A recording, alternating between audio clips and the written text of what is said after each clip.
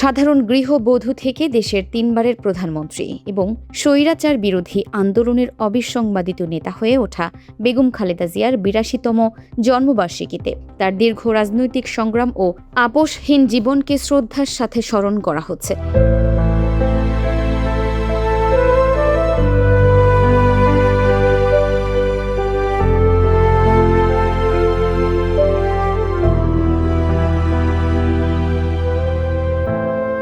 স্বামী জিয়াউর রহমানের মৃত্যুর পর ১৯৮২ সালে সরাসরি রাজনীতির কঠিন ময়দানে পা রাখেন তিনি।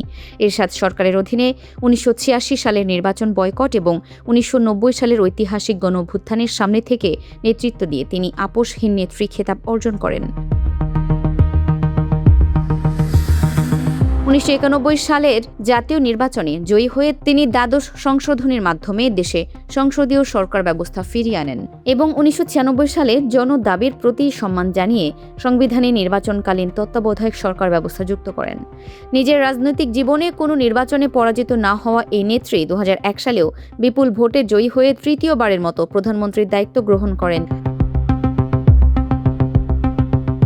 ২০০৭ সালের সেনা সমর্থিত ফখরুদ্দিন সরকারের আমলে কারাবন্দী হলেও দেশ ছাড়ার প্রবল চাপ দৃঢ়তার সাথে প্রত্যাখ্যান করেছিলেন তিনি। পরবর্তীতে ২০১৪ সালে শেখ হাসিনার অধীনে নির্বাচন বর্জন এবং ২০১৮ সালে কারাবন্দী হওয়ার পর থেকে নিঃসঙ্গ, গৃহবন্দী ও হাসপাতালে অসুস্থ জীবন কাটাতে বাধ্য হন এই বর্ষিয়ান রাজনীতিক। দীর্ঘ রাজনৈতিক জীবনে বড় ছেলে তারেক রহমানের নির্বাসন এবং ছোট ছেলে আরাফাত রহমান কোকোর অকাল মৃত্যুর মতো কঠিন পারিবারিক শোকও তাকে লক্ষ্যচ্যুত করতে পারেনি।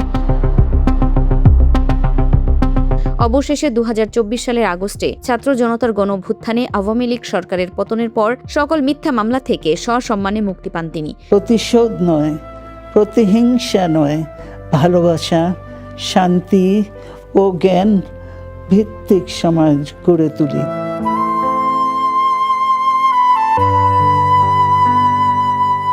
দীর্ঘ কারাভোগ ও উন্নত চিকিৎসার অভাবে গত ২০২৫ সালের ৩০ ডিসেম্বর তিনি মৃত্যুবরণ করলেও গণতন্ত্র রক্ষার লড়াইয়ে তার অটল সাহসিকতা দেশের ইতিহাসে তাকে চিরস্মরণীয় করে রাখবে।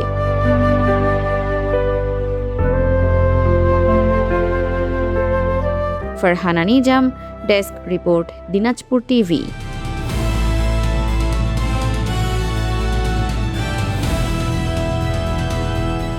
দিনাজপুর টিভি মানুষের জীবনের কথা বলে।